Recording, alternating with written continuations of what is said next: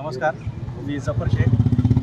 मी medical representative आहे. ही आमची संघटना वैद्यकीय प्रतिनिधी संघटना आहे लातूर जिल्ह्याची. आणि आम्ही आज जिल्हाधिकारी कार्यालय येथे आमचे प्रमुख मागण्यासाठी निवेदन देण्यासाठी आलेलो आहे. आमचा आज संप आहे.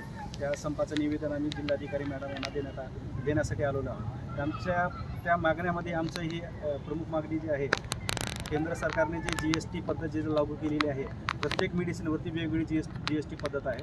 कोणावर 5%, 12%, 18% आणि 28% आहे.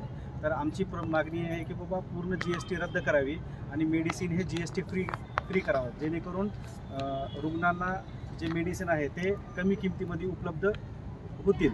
आणि दुसरी मागणी जी आहे ती मागणी जी आहे की केंद्र सरकारने जे कामगार कायदे जे होते ते रद्द करून कंपनी धार्जिन कामगार कायदे हे आणलेले आहेत.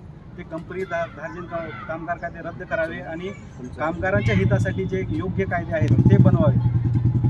आणि सेल्स प्रमोशन ॲक्ट त्यानुसार प्रत्येक कंपनीनं आम्हाला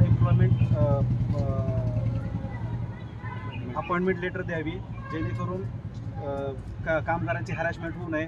त्यांना विनाकारण ट्रान्सफर देणे, त्यात विनाकारण त्यांची हॅरॅसमेंट करणे, सेल्ससाठी त्यांना प्रेशर करणे, टार्गेटसाठी त्यांना प्रेशर करणे.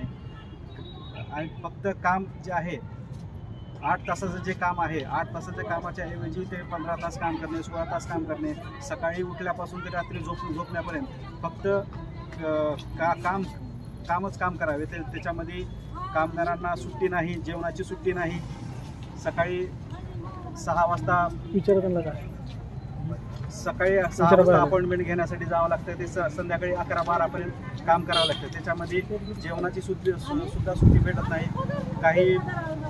आणि तिसरी म्हणजे सध्या जे डिजिटलायझेशन जे झालेलं आहे त्याच्यामध्ये प्रत्येक कंपन्याने iPad टॅब दिलेलं आहे. त्याच्यामध्ये लोकेशन ट्रॅकर केलेलं आहे. म्हणजे जे कामगारांची जी प्रायव्हसी जी होती ते प्रायव्हसी काढून घेण्याचं कामसुद्धा कंपनी हे करत आहे.